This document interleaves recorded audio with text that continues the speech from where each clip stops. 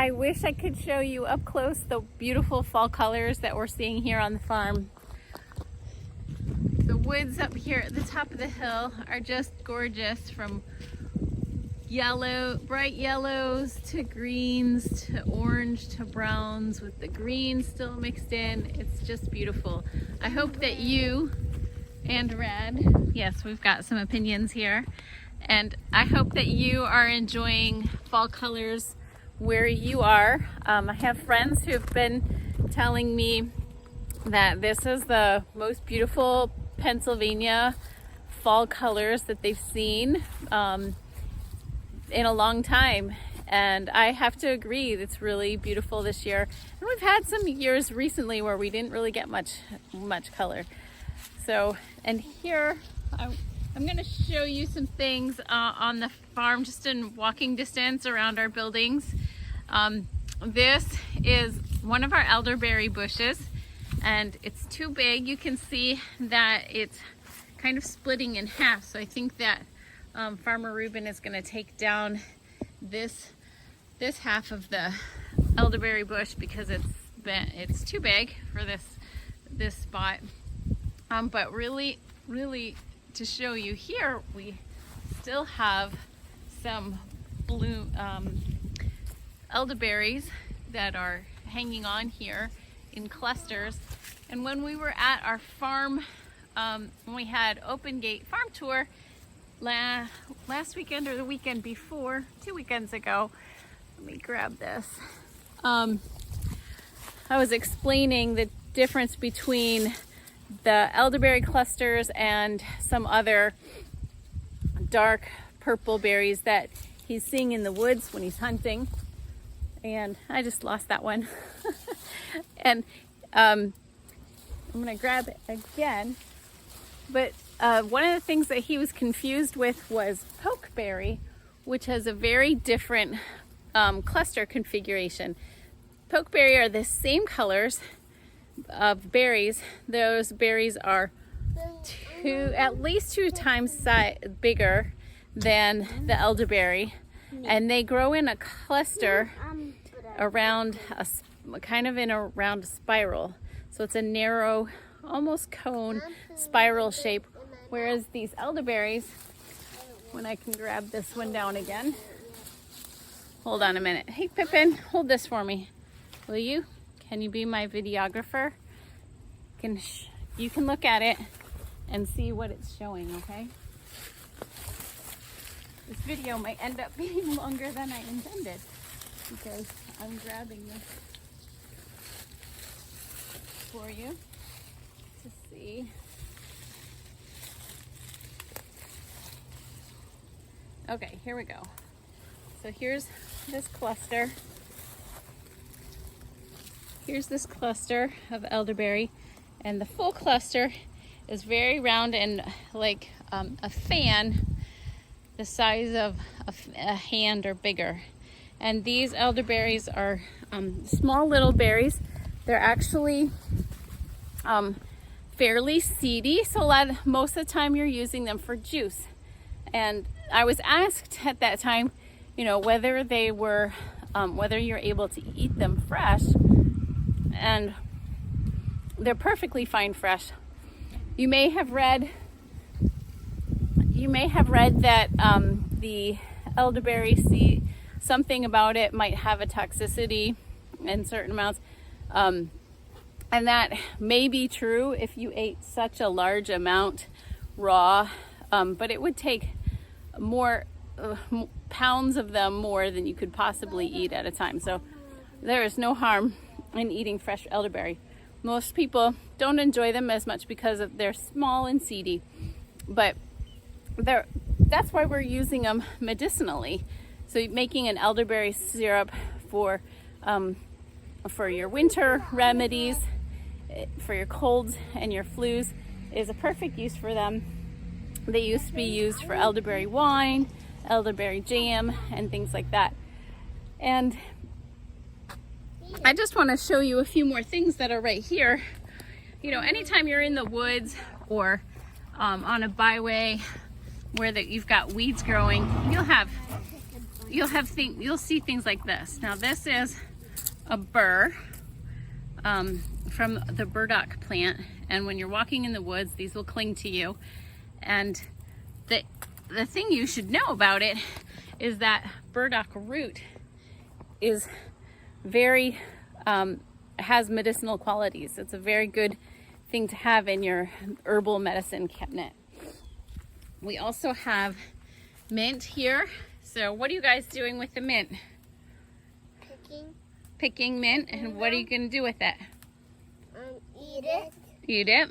So you're eating fresh mint. Some of you may have only used mint in mojitos or mint tea. Maybe you've only bought mint tea from the store, but mint is very easy to grow. Once you get a plant from someone, it spreads by the roots. So you plant a couple of plants somewhere in a small section of your yard where you don't mind that it takes over. So you see, if this mint patch is surrounded by path that we're gonna grass path that we're gonna mow, this rock stairs, and then this patio and that building. So it's not that this mint patch can't take over any bigger section than it already has. That's key for choosing where you're going to plant mint. Now, the reason why I'm telling you some of these things is because we're in fall and we're coming to the time where any day it could freeze. So midweek, next week, it's probably going to freeze, and a lot of these plants are going to die. And so this is a great weekend to get out there and harvest anything that you might want to dry or tincture or use medicinally this winter, and get your herbal remedies ready for the time when the sunlight is lower, our time outside, our exposure to fresh air and all the things that help keep us healthy is much lower. We're in our toxic homes, closed up much more, and it's harder on our bodies, and we're not getting as much of the fresh foods that we do in the summer. So it's a great time to harvest herbs and get ready for that. Right here near the greenhouse, we have interesting things growing. Lots of various weeds that have medicinal properties. This is dock. This is stinging nettle here, and then these bigger examples of stinging nettle here. Yeah, you can watch my video, but don't touch it because I'm still using it. Now this interesting plant here is just regular lettuce. As you can imagine, we have lots of seeds in this area from our greenhouse when we're planting, and the nature is so generous that the seeds will grow wherever they can be planted. Okay, guys, do you have a question that you need to ask our other farm members? Tea. Can you have tea? How about will you make mint tea when my video is done, okay? Yeah. All right, can you show us the lettuce? Can you show us how it tastes? Do you want it? Okay. Now give Katya some. Does it taste like regular lettuce? Kind of. Yeah, because it is. I love having my kitchen garden near the house.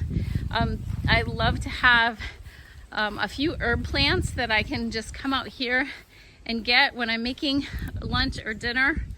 And so I like to keep them close to the house instead of asking my kids or busy farmer Ruben to go get something out of the field for me if I need it in a pinch. But this year my garden didn't get very much attention. It really needs to be redone. So I used to have boards in here to make beds.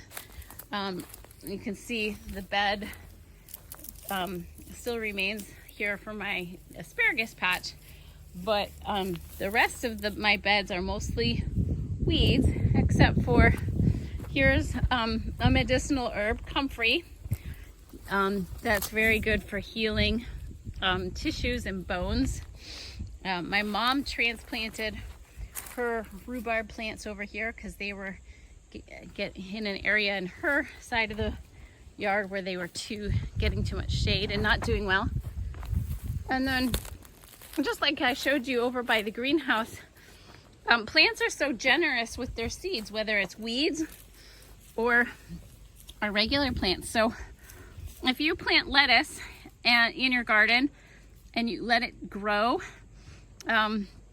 without harvesting it, or you harvest some of it and then let it keep growing, it grows a tall stalk, as I've shown you in other videos, and that stalk then produces flowers and then produces seeds, and then those seeds blow around and come back and replant themselves in my garden. And that's why I have this lettuce here in the fall. So I'm gonna have to pick these lettuce. Maybe we'll do that today or tomorrow, because I know I'm gonna forget next week before it freezes.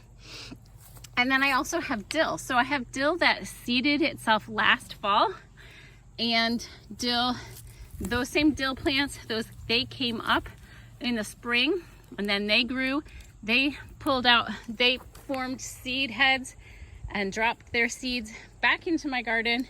And now here in the fall, I have young dill plants that are growing, and so I have fresh dill to put into my stews and my soups and my dressings right now. But that dill I need to pick because it's going to freeze and die next week. So even though I didn't plant any plants in my garden this year, there's still a lot to maintain. So I have weeded it this fall. I want to keep my my asparagus plants here because they're a plant that keeps on giving year after year after year, decade after decade. And we just put these in a couple years ago, and each year the harvest in the spring gets better for our family. But so many other plants have given to us, even though I didn't plant much in here. I had cilantro in the spring, and that's about it. Cilantro and dill and the lettuce that came up. But those were all just bonus. And what I plan to do is to have this garden rototilled, except for the beds that have the asparagus and the rhubarb. And then I'm going to ask the boys, Reuben, I don't know who I'm going to be able to get. Their time is so tight now in this time of their lives, but I really want to get new beds formed and new boards because I really do like having those paths, and it helps me stay organized and focused, and I can let the kids come out here and say, just weed this path, keep it under control.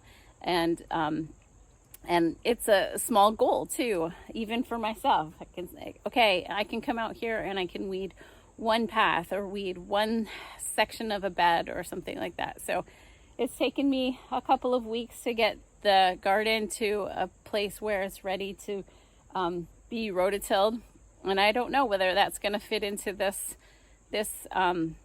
fall still, or if I'm going to have to wait till the spring for that preparation to happen. But I'm making progress here.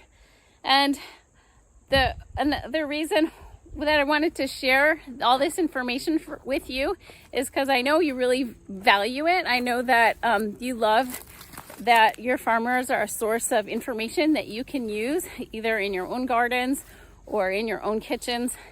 And we're going to bring you an opportunity again to learn even more intensively on the first Saturday of December. I think that's December 2nd. Jim Fury is coming back, our herbalist that we had at our homestead conference in September. So mark your calendars for December 2nd. He's going to do 2 back-to-back workshops again for us right here on the farm.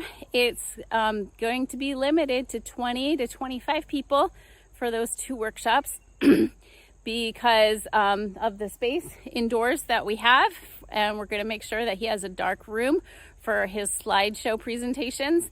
And he's going to be giving tons of valuable information about preparing your herbal remedies for the winter season, for flu and cold season. So it's going to have a lot of really practical take-home information.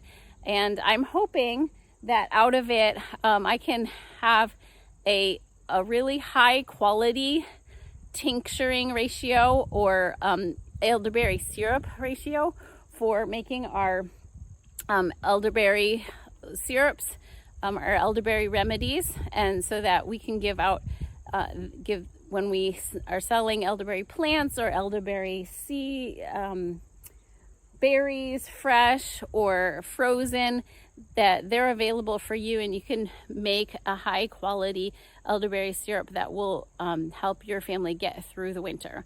All right, so mark your calendars for that. And in this newsletter email, there's a button that says I'm interested in the herbal workshops. That will get you on my list to get you the first invite so that people can reserve their spots for that. With Jim Fury, our clinical herbalist, who was so generous with his time to our farm customers, and you'll just get a lot of value out of that.